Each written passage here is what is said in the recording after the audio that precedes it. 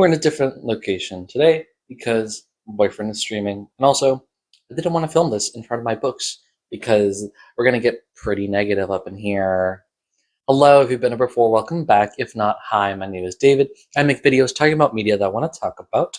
This is inspired by Isabel Reed's her video of the worst books that she read in 2025, and I thought, you know what, I could do that as well because I have read a lot of books this year, and I could talk about the worst books, the bottom 10 books that I read this year.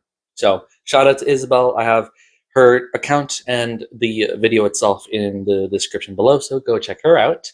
So these are the bottom 10 books that I read this year so far.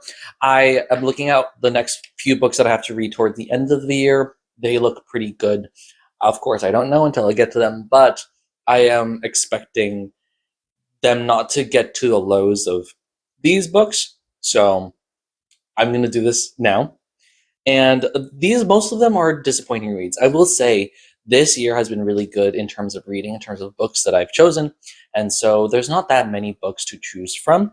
I will say about half of these are still 3 stars, but it's just what they want to do, what I wanted from them was disappointing. And then I have a handful that were just bad. Also, heavy spoilers. So if you hear me talking about a book or a series that you don't want to be spoiled for, you can skip over. I'll have in the description the chapters for each book. So yes, this list is ranked, and I will go from 10 to 1 in terms of 10, in terms like a little bit better, and then going downwards to the worst, number 1, bottom 10 book of the year. First, I wanted to start with an honorable mention, the only book I ever DNF'd this year. I'm pretty good with not DNFing books because I spend my own money to get books, and so if I don't like a book, I will finish it if I paid money for it to be able to critique it fully. But this book I got from the library. No, wait, I did buy it pretty cheap, but I was like, you know what? I am fine with not finishing this book, and it is The Accidental Hero by Matt Miklush, I believe. I read it March 26th, and it's unrated because I did not finish it. I got about halfway through, and it is not a bad book, but simply I didn't care for finishing it. It's not for me.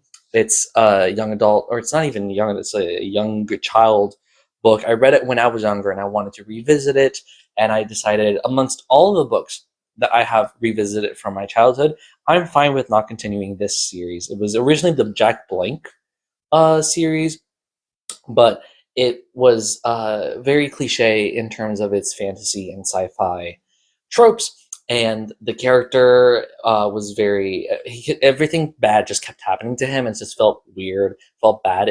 It's like I can tell that the writer is trying to make me care for this character, but nothing of this character's actions are doing that. It's things happening to the character, and I don't quite enjoy that.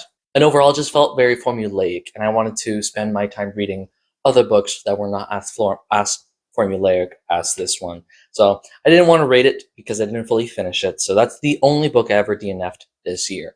Every other book that I wanted to DNF, I stuck it through to the end to be able to say, hey, this was bad. So begin with number 10. Number 10 is Masquerade by Mike Fu. I read it in January 24th. I gave it a 3 out of 5 stars. It is a literary fiction novel. It's about this Chinese man who house sits for his friend who ends up disappearing, and he finds a book in her room that is written by an author with his Chinese name, and weird stuff begins happening to him. And honestly, it's still really well written. I was just highly disappointed with how it was going to progress. The plot meandered around, it cut between him in the past, him in the present, and the story that he's reading. And both were pretty good, but it never really amounted to anything.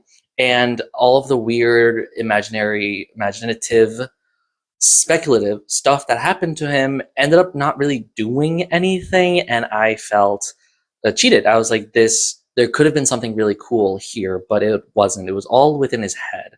And I feel like they were trying to do this thing. I was like, oh, he thinks things are happening to him because of how much drugs he does. And I think that is a flawed explanation as to why things are happening to him, especially because once a few of these things happened outside of him taking drugs. For example, he meets someone while after work, right? Directly after work, and then something weird happens there, and it's like, he's probably not high here, but it was very odd that the things that happened to him didn't amount to anything. His friend disappearing, she reappeared. She just sort of left and came back.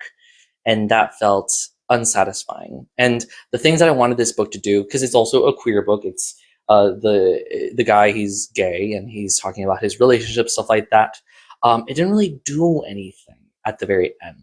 And that just felt sort of disappointing. And I really wanted to like this book because it's a new release as well. I believe it came out earlier this year or late last year. Yeah, it came out, I believe, late last year. But I was really excited to read this when I found it, and it just didn't amount to anything. And that's why I did not quite enjoy it. However, it had some amazing structure. The interesting things that happened, I liked. I would compare it to David Mitchell's writing, especially Number 9 Dream, and the book that he reads that is written by the author with his Chinese name is also really fun as well. And I wanted more from that angle. So I'll keep an eye out for more of Mike Fu's stuff, but I know that this book, I kept it. Most of these I kept because it was a fine ride, but the ending I just did not quite enjoy. The end result didn't quite enjoy. I just realized that maybe half of these, unfortunately, are queer stories. But that's mostly what I read anyways. And there will be a lot of queer stories in the video. I will be doing a video for like the top books of the year. But I'm just getting through these negative ones first. The next, number 9, is The Darkness Outside Us by Elliot Schrafer. I read it in March 20th, and I gave it an original 3 out of 5 stars. This is science fiction. It's about 2 men who wake up alone in space, in the same spaceship on two sides, and they learn that they knew already. They just had a memory loss, that they are the 2 people sent by 2 warring countries to colonize a new planet for humanity. And this is where we get into spoilers here. I did not like how the tone shifted around, because early on, it sort of feels like a meet cute, sort of like, oh my god, we're both stuck in here, we're both boys.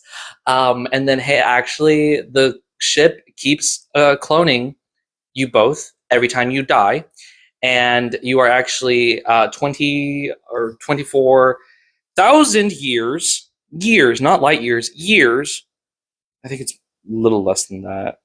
Some inordinate amount of years in the future.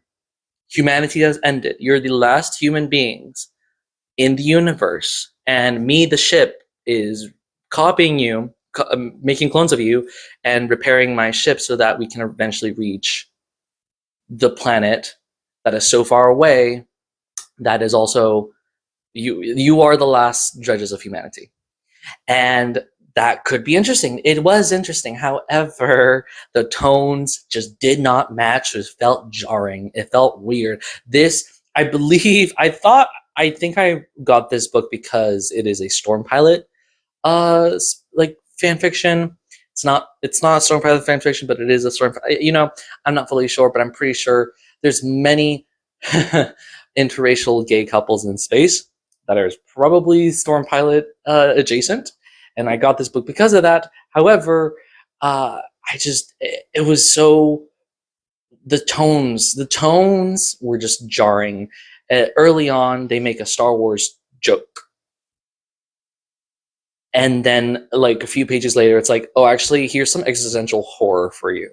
And listen, I'm all for existential horror, but it gotta be in the right situation, and this was not it. I think the romance was pretty fine. I liked the ending because they were like fed up with like, hey, let's not keep being cloned. The ways that they get around the AI was also really interesting. I liked the plot, at least, but just the way that it was written, I felt like it needed some more to be grounded more instead of levity. I think for such an intense reveal, an intense story, it needed to have that intense writing, and it's trying to balance that with this romance, and I think that can be done. However, it was not very well done here. I do want to continue reading this series. It's a duology, I believe, but I just didn't like how it was written.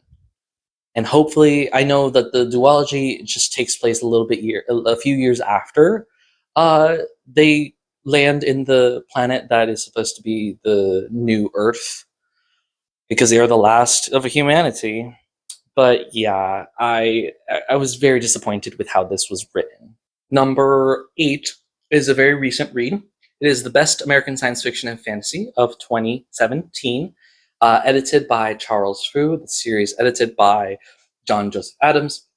I read a handful, more than a handful, of these short story anthologies, and they've been pretty good. This is so far, I wouldn't want to say the worst of them, but definitely one of the worst. There's the 2022 edition. I did not quite enjoy that much either.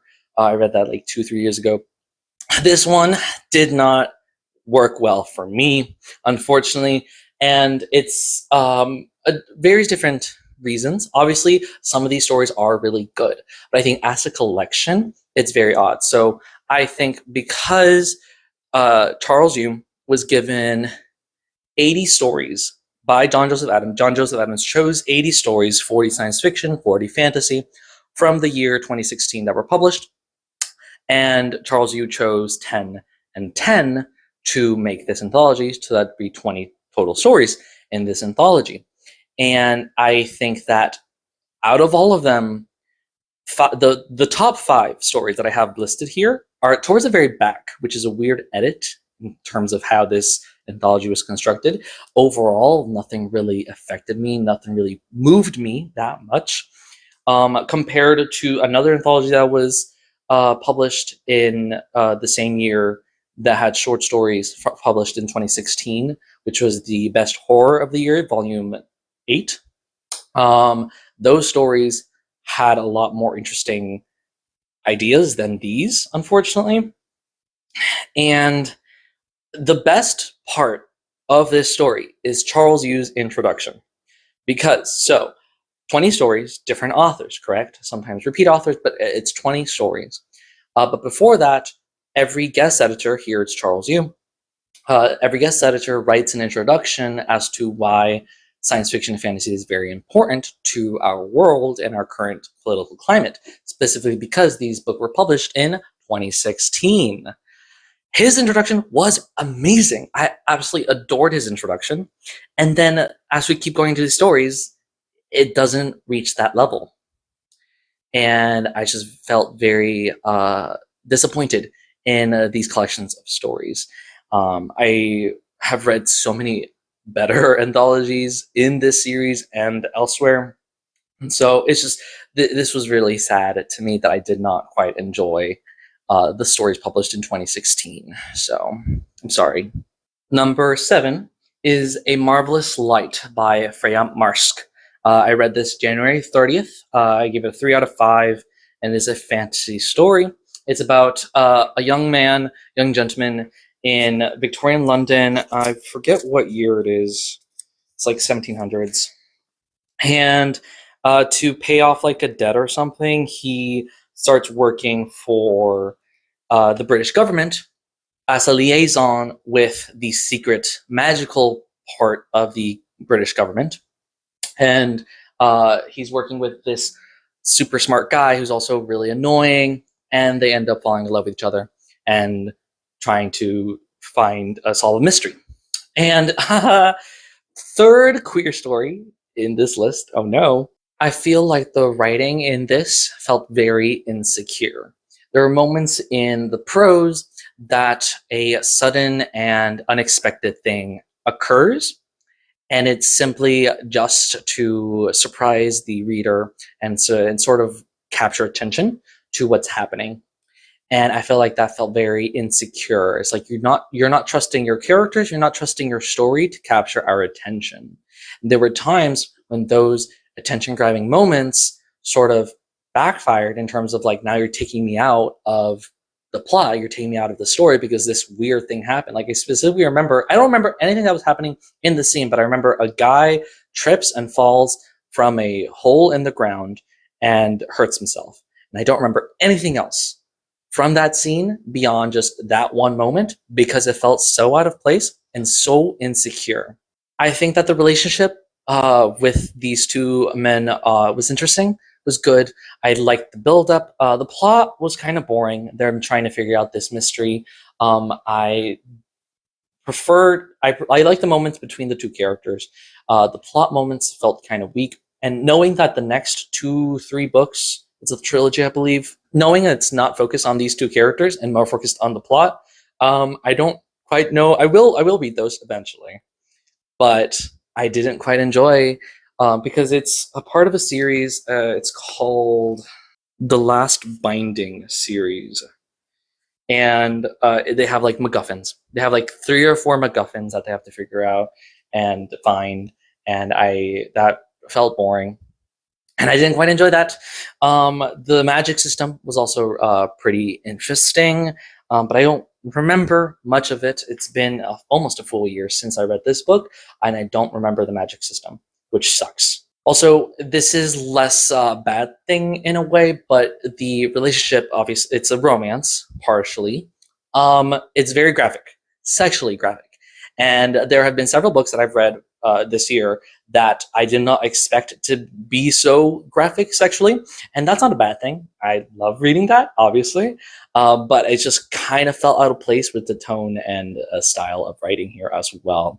It felt superfluous, and I feel like it could have been handled a little bit better. Like, you can have sex scenes, but the way that sex scenes were written here felt very fan fiction like, and I felt like that took me out of it as well. It was hot. I liked it, but I was like, this feels like I'm reading this late at night, phone light turned down, under the sheets, wanting to read some. Oh, also, I recently found out, I'm not fully sure about it, but apparently this is a what is it, Drary fan fiction? Draco and Harry. I didn't get that because it's been a while since I even consumed anything like that. If it is, then point against it. But also, it doesn't really matter. But it definitely felt very fan fiction-y when you get to those sex scenes, and just kind of did not connect and did not meld well with the story, and I just did not quite enjoy that. Intermission. I'm so sorry, I forgot to do, because I started doing with Masquerade, giving comp titles. So Masquerade, Number 9 Dream, I already said.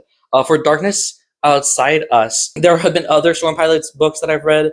Bonds of Brass, Emily something, I forget her last name, I'll have the picture up here, is also a pretty good one, and also Winter's Orbit.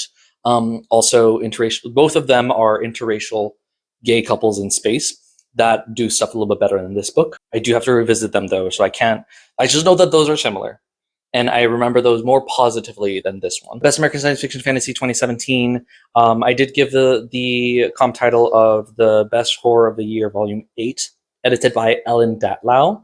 I'll have a picture up here for that one too. And then for the Marvelous Light, comp title would be Innate Magic by Shannon Fay. Also, magical men in historical London. But that one was a lot better than this one.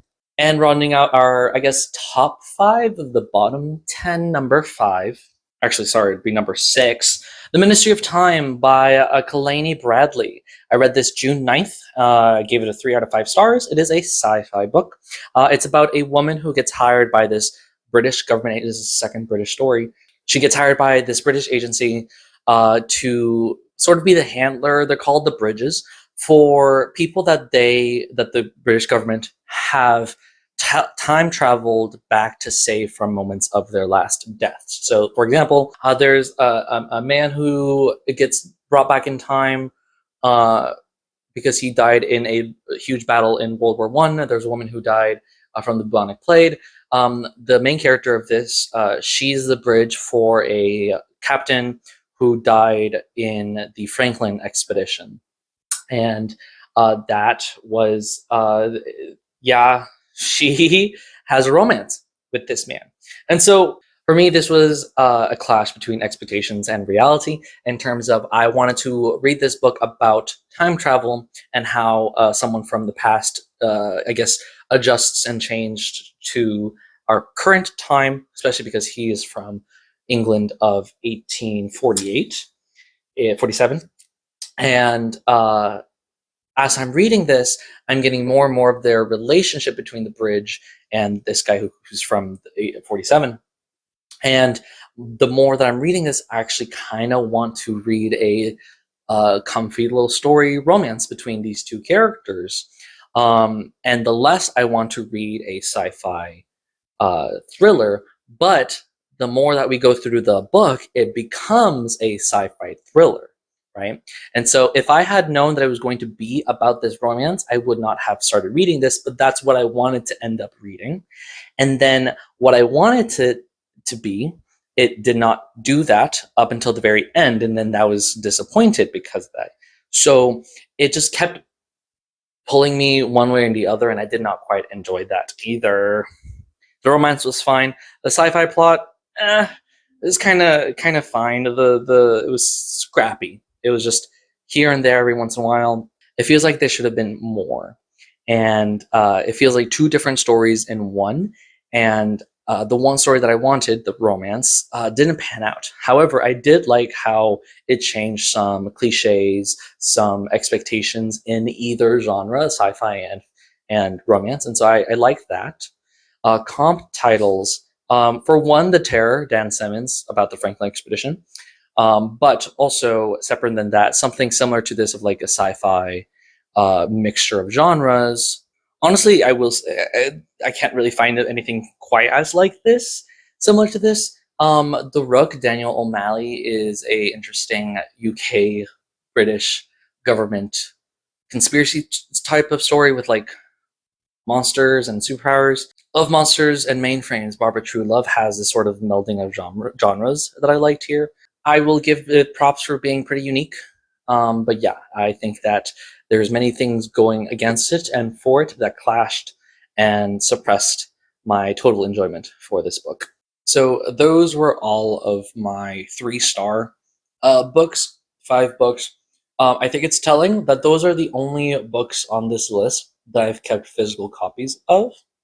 And the next ones, I have already given away the books because I did not want to keep them. These are actually ones that those first 5 had some merit to them. These, not so much. Number 5 is In the Life of Puppets by T.J. Klune. I read in February 28th. I had originally given it 3 stars, but because I didn't keep a copy, I bumped it down to 2.5, looking at the vast amount of books, bumping it down. It is a sci-fi story, and it's about it's a retelling of Pinocchio. And Pinocchio is this young man who lives in a forest with his father and 2 robots that are funny, I guess. And they stumble upon a other robot, and Pinocchio character brings the other robot to life. And then the main father, who's, I guess, Geppetto, is kidnapped by evil organization and taken to Portland, Oregon, because it's set in the Pacific Northwest. And he has to go and save his father, and it's also a romantic relationship with this other robot that he saves.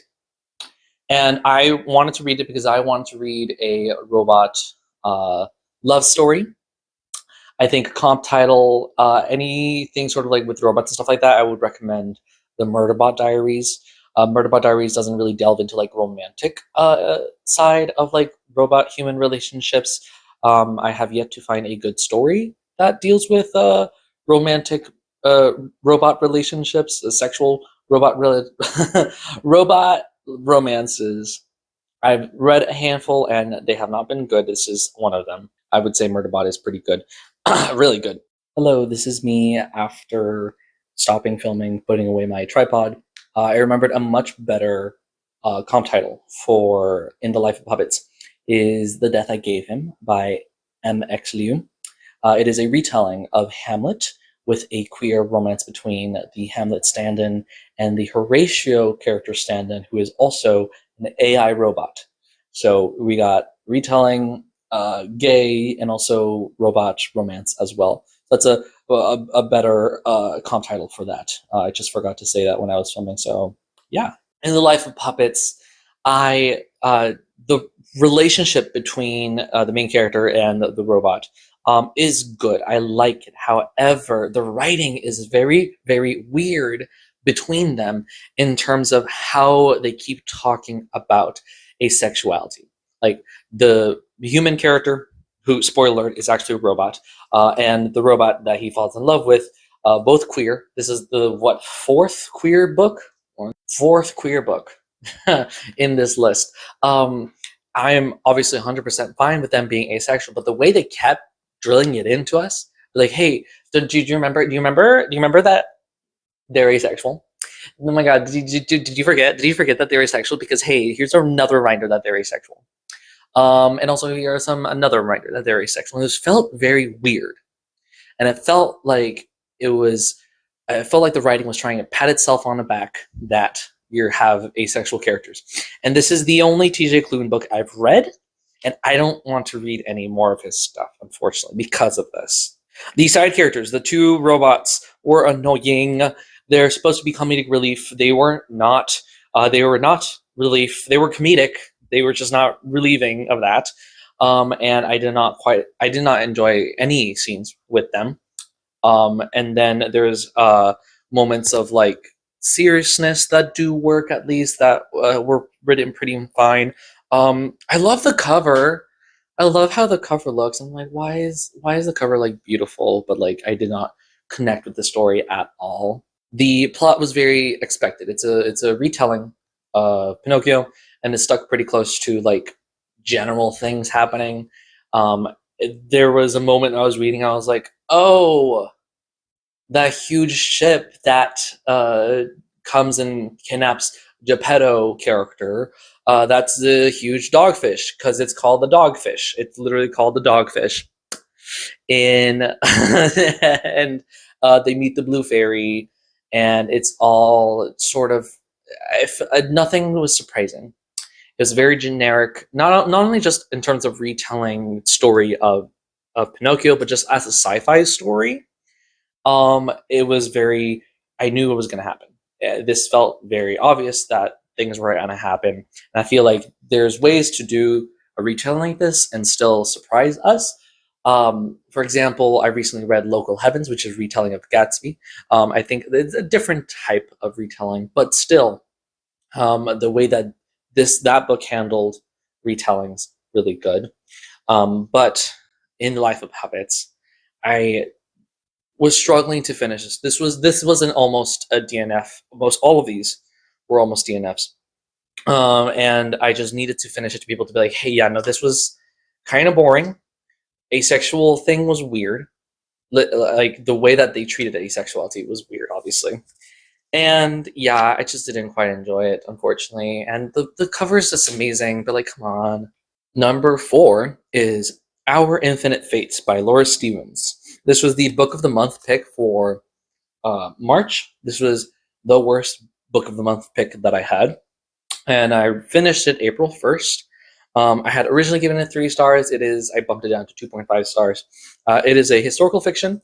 It's about these two beings, human beings, that keep reincarnating and keep finding each other and keep falling in love with each other, but they have to kill each other before they turn 18, or else bad thing happen. And what bad thing happen, the main point of view character doesn't know.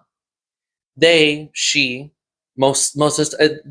two characters flip around between different genders, and I think it has some fun with that aspect. But like the main story, the main plot takes place with the POV character as a woman, and the other person in the relationship a man, and so it felt very gendered because of that. They have to kill each other before they turn 18, or else bad thing happen. We see glimpses, stories, past moments in the story, in their reincarnation of different pairings, different places in the world where they come reincarnate, they fall in love with each other, and they kill each other. The thing is here, the writing, beautiful. Every time that the prose dipped into the past in terms of uh, a past interaction between both of them and any sort of historical context, beautiful. I want to highlight there was a moment in, I believe it was Istanbul or Constantinople at that point. That moment was beautiful. Ancient China, also beautiful as well. However, they treat love in this romance as this unstoppable force. And I feel like that's a weird framing for love, especially because they keep telling each other, telling us, the audience, that they love each other, that the POV character, she loves him so much, she cannot help but to love him. However, their actions show something that it would be almost considered an abusive relationship, never addressed in any sort of way. He knows, the other character who keeps revolving around, he knows what happens if they pass the year, they turn 18. She doesn't. And him holding this, he does not want to tell her this information because it would destroy her. But I feel like that is a really horrible thing to disclose. And I feel like having to kill each other and having this horrible existence of living less than 18 years again and again is worse than the actual truth, which is kind of stupid as well. So the plot twist, this is where we get into spoilers. Plot twist felt so out of left place. So I did not even fathom that they would do something like this, right? So if we look at other stories of like reincarnation, stuff like that, right? How to Lose the Time War, Mortal Life of Ada LaRue. I haven't read that one, but I know it's compared to this one. A Witch in Time by Constance Sayers, I believe it is, did something similar to this as well. And it's always a force beyond themselves. There's many different reasons why these characters would keep reincarnating like this. Turns out the POV character is the daughter of the devil from the Bible. And the daughter of a devil, not the devil from the Bible. She's like the daughter of a devil or something like that. And the devil wants pain, and she will be elevated to the position of a demon or a devil when she turns 18. And she tried to not do that and tried to escape into the human world and meets this guy who she convinces to fall in love with. They have a deal of some sort, whatever. They keep reincarnating and she has to die before she turns 18 so that she does not be elevated to this power of a devil. When they turn 18, they get sent to the devil realm, and they have to stop her mother. And I'm like, this feels so out of place. Nowhere in the story is there sort of like a Christian religious tie-in that would make sense for like something like the devil, right? And it felt very Christian devil forward as well. There were clues as to what would happen in terms of the woman, the mother, comes and kills them at 18 or something like that. That felt also kind of weird, but there was definitely clues as to what could happen when they turn 18. But the actual answer of when they turn 18 was so disappointing, so out of left field, that I was floored. I was like, what is happening here? What do you mean she's the daughter of a devil or the devil from the Bible? I don't fully remember. I just remember she was the daughter of this horrifying person who is not a character at all, compounded with the really weird writing of this romance where they keep telling us that they love each other, but their actions say otherwise. Like, he keeps saying that he loves her, the POV character, but he will not tell her the truth That is not love. That is not love whatsoever. And then they end up happily ever after. They reincarnate in the next life as two boys. They're two boys, so I guess this is another queer story. And they live happily ever after, no longer reincarnating with each other. And it's like, that doesn't feel satisfying. What do you mean that she's the daughter of a devil? What? So, oh my god, honestly, I had a 2.5. The 2.5, it's not a 2-star, because 0.5 is because the writing was really good. Like the prose, the details, the historical moments were really good. The way that it's built up is also really good. But Jesus, the romance and the plot twists were not it. Number 3, The Girl Who Fell Out of the Sky by Victoria Forrester. So most of these stories have been the first of a series. Whether I'll continue reading them or not is up in the air. This is the third book of the Piper McLean trilogy. I read it in October 19th. I finished it. It was a 2.5. I bumped it down to a 2. It is a fantasy. Like I said, it's the third book of this trilogy. Piper McLeod. I'm so sorry. Piper McLeod. First book, The Girl Who Could Fly. And the second book, The Boy Who Knew Everything. Really interesting, really good children's stories. It's about, obviously, Piper who can fly, a girl who can fly. She's like 12, I think she was. And she gets enrolled into this school where she's supposed to be learning about her powers.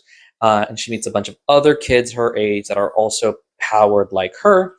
She meets Conrad, who is the boy who knew everything. He's the main focus of the second book. They find out in the second book that there's a secret world underneath ours that is filled with people like them who have powers.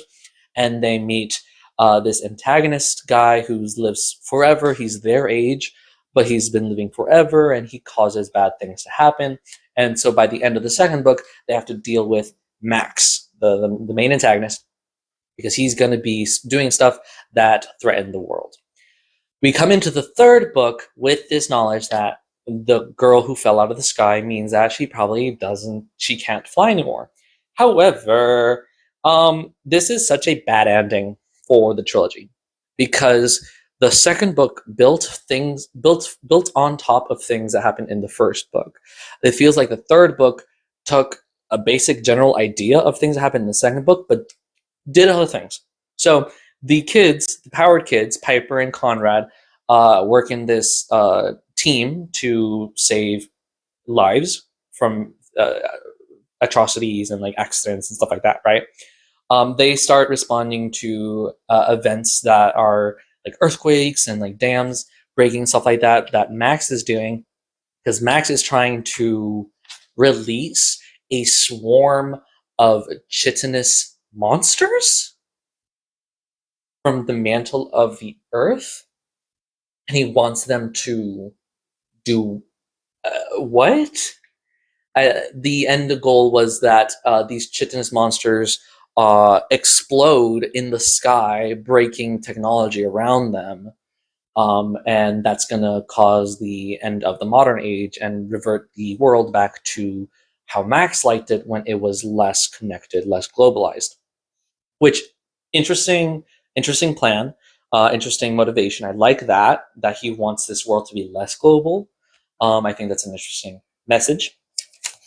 But the chitinous monsters felt so out of place.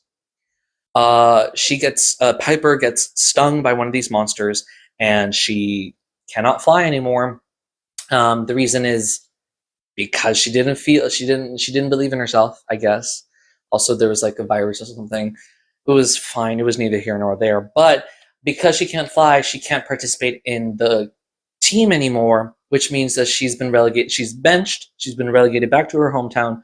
And the story focuses on her dealing with the locals there that we've met before. And the things that happen to her in her local hometown are not enjoyable to read. She is abused by her babysitter, and her babysitter's children are also mean to her.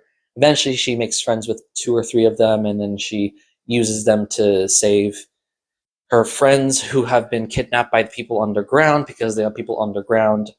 They don't want. They're like, the world above is going to end, so we're going to protect you down here. We're not going to stop anything that Max is doing. And it just felt so.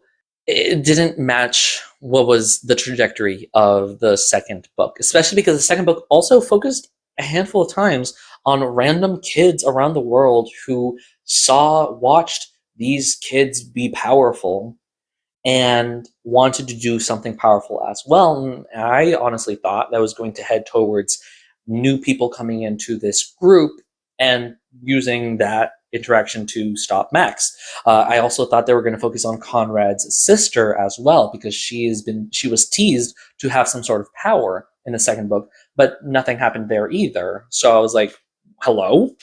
The plot here felt so disconnected from the first two books. It was not a good ending at all, because the plot threads of the first and second book are not completed. You introduce a new thread with this chitinous monsters who turns out are dragons? What? They're dragons? It was weird. It was weird world building, and it was not focusing on the things that I wanted it to focus on. And also, I think not focusing on the things that it should have focused on as a trilogy, as the third book in a story. And it does not feel like it even ended. The first book was published in 2008. It was published with the new style of cover in 2010. The second book came out in 2015, and this third book came out in 2020. And so if they follow the pattern, the fourth book should have come out this year, but it didn't. So maybe a fourth book will come out. Maybe I'll read it. But at this point, it feels like this trilogy ended, and it did not end well. And so, unfortunately, I did not like this children's book. And listen. I know it's a children's book. I am 25. So there's a grain of salt there. However, I can recognize the first and second books were really good. Their plot was really good. It surprised me. This plot was not nonsensical. The characters that were focused on, boring. And I was like, what is happening? So, no, this was not a good book. Number 2. Angie Kills a King by Evan Lakem. I read October 30th. Finished it on October 30th. I gave it originally 2 stars. I am bumping it down to 1.5. It is a fantasy. And it's about Angie, who kills a king. And on the run, she gets kidnapped by a mercenary who is hired to bring her back to the kingdom to face her, justice, because she killed a king. First of all, the title alone, Angie Kills a King, gives us a sort of comedy aspect. She kills a king. I think Kills the King would feel a lot more grounded, but Kills a King feels like any other random day. Angie kills a king. You know what I mean? The cover, also interesting, colorful, does not match what the story is like either. I kept calling it Baby's First Grimdark because it was a grimdark fantasy story that wanted to be grimdark for the shock value and didn't do anything with it. And so we're going to spoilers. Angie's kidnapper, the Hawk, who's part of the menagerie, she wants to take Angie back to the kingdom so that the kingdom can give her the reward money so that she can fund the rebels. And I think it's the series called The Rising Tide because the rebels are called the Tide or the Rising Tide or something like that. And the Hawk is part of that because she wants to undo all the bad things she did as an agent of the government, of the kingdom, of the empire. And throughout it all, there's this discussion of, Angie killed this king because she was, her parents were the victims of his bad ruling because he was a tyrant, and she worked as a scullery maid for the king in the kingdom. And when she got the chance, the story starts with her killing this king, and throughout it all, the Hawk is berating her because she's like, "Oh, you thought you solved everything by killing this one person when it's an actual systemic thing that needs to be faced," which is true. That is an interesting way to think about this. That one random act of violence does not undo a systemic oppression. But then they kept focusing on when she gives Angie over to the kingdom, they will torture her publicly and then execute her for killing this king, and she doesn't want to do that. But the Hawk wants to get this money to be able to fund the rebels.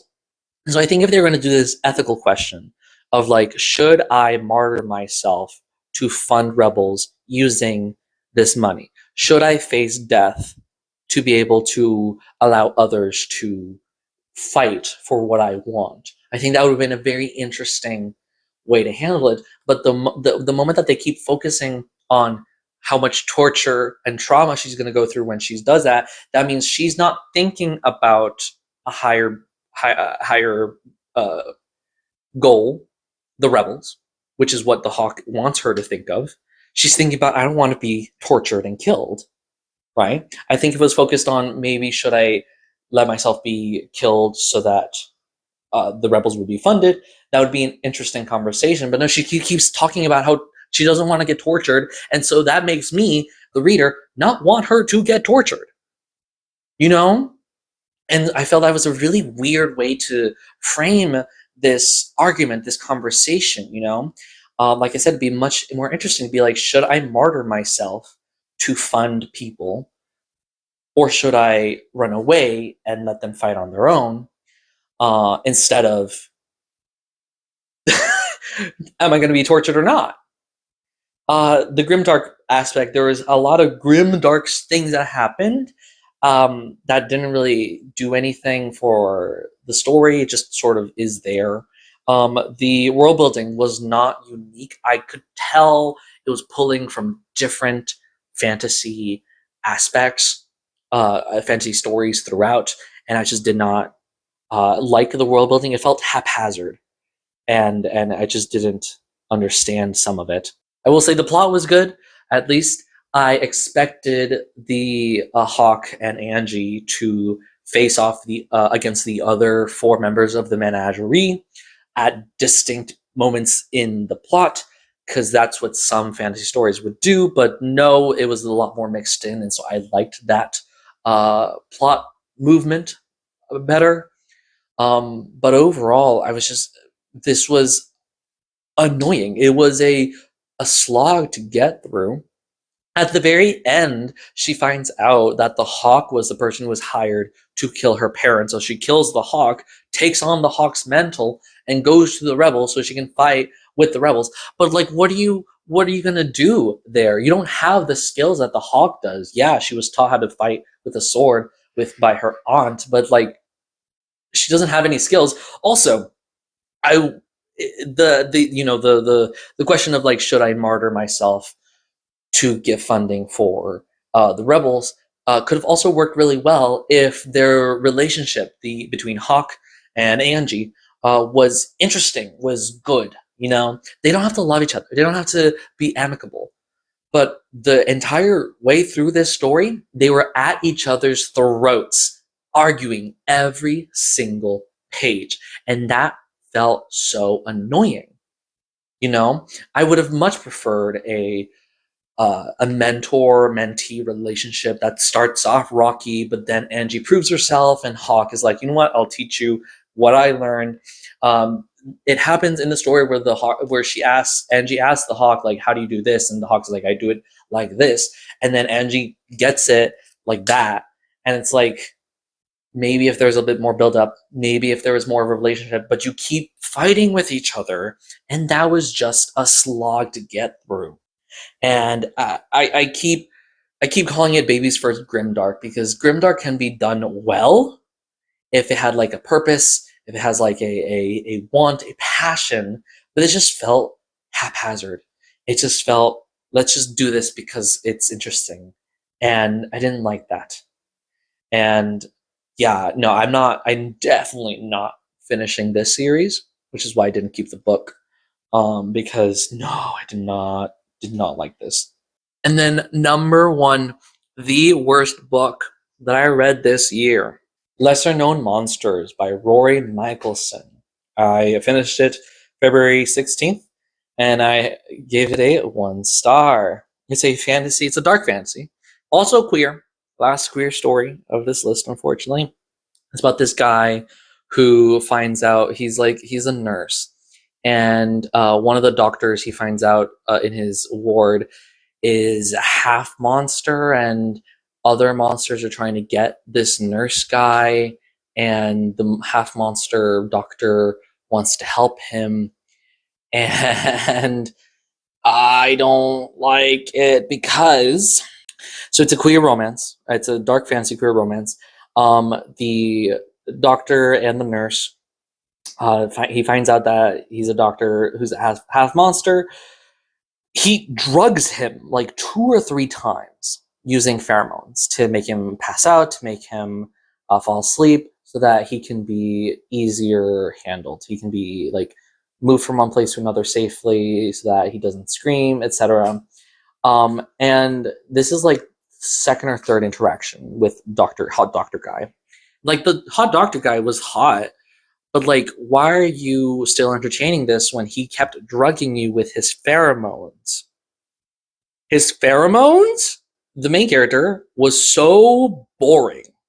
He said it himself in the text that he doesn't have any aspirations, he doesn't have any skills, he doesn't do this, doesn't do that. And the side characters are a lot more interesting. The Hot Doctor Guy is one thing, but then he has 2 best friends who are a lot more interesting. There's I don't remember their names, obviously. One of them's a black woman, and the other one is a trans man, and they have a lot more interesting character arcs throughout the book than he does. She learns that she's part of a family lineage of monster fighters, I believe, and she gets some power. And then the trans guy, he learns that he has or he's a hacker, conspiracy theorist, and he learns a lot. And he's the comedic relief as well. And he turns out to be right about a lot of things. But the main character, all he has going for him is this weird relationship that started off weird because he got drugged with pheromones at least 3 times. And I did not, at least 2 times, and I did not like that. That felt so weird. When he's like waking up in the bed, and Hot Doctor Guy is like, I wanted to save you, I wanted to make sure you were fine. And then they start making out and doing the do. And I'm like, he drugged you. He's drugged you already. What are you doing? Why are you so boring? The main antagonist is the manager of the hospital that they work at, which is also like, okay, I guess everyone in this hospital is half monster or whatever.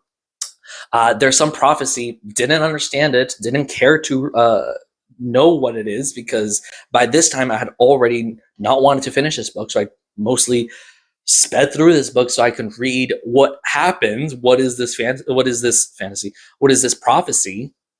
He's gonna end the world, apparently. And so the monsters want Nurse Guy to end the world, and Monster Doctor, Hot Doctor Guy wants to save him so that he doesn't end the world. Every once in a while, also, in the structure of the book, at the beginning of each chapter, there's like a snippet of like a bestiary thing, and it talks about monsters. And it's really interesting, but then they don't do anything with it.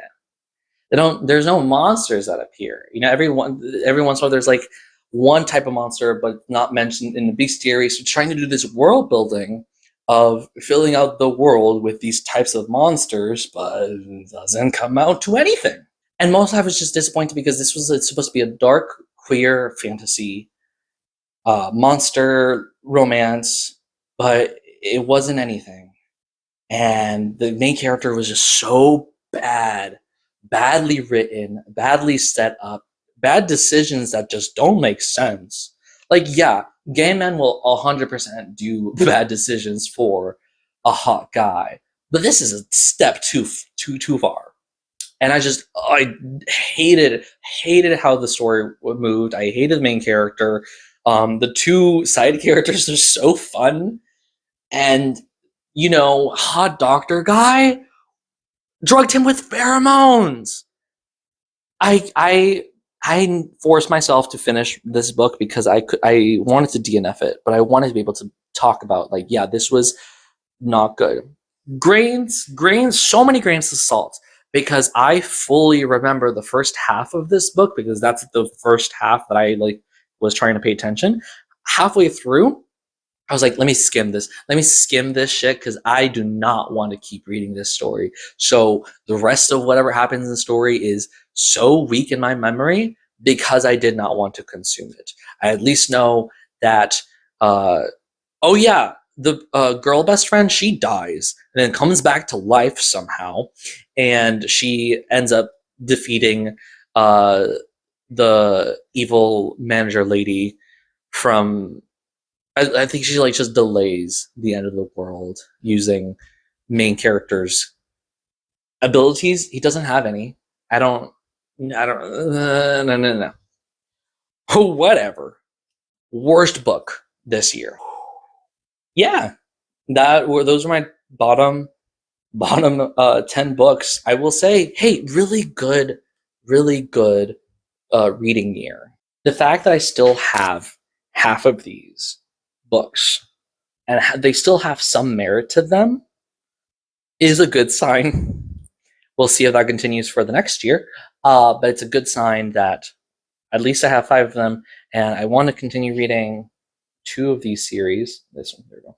This year has been a pretty good reading year. I will be putting out a more positive video talking about my favorite books of the year. There'll be a lot more books that I talk about. Oh my god, comp titles. I forgot to give comp titles for some of these. We're going to give comp titles.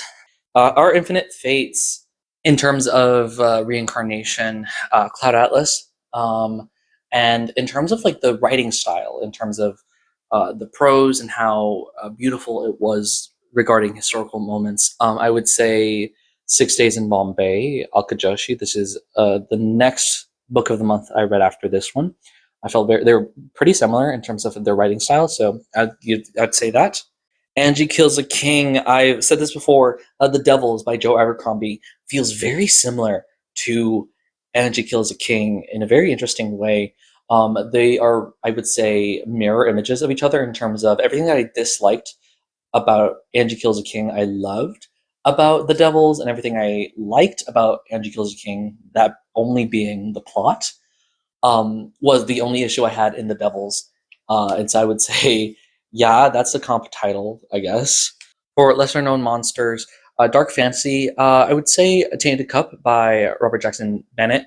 It is also gay story, queer story as well. Less focus on romance.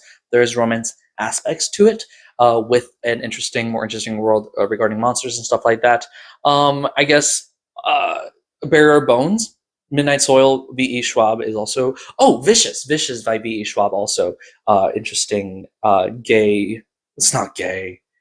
Vicious is very homoerotic, but it's not gay. The emotions there are very somewhat similar as well. Honestly, V. E. Schwab is a good comparison, good comp to lesser known monsters, because Darker Shade of Magic also has an interesting angle to it that's somewhat similar. And yeah, these bottom 10 books, I'm sorry if you read them and you liked them, but I did not. But I will see you soon for a much more positive list of books. So don't forget to like, comment, and subscribe, share with friends. Let me know what you think. Don't forget to be passionate, and I'll see you later.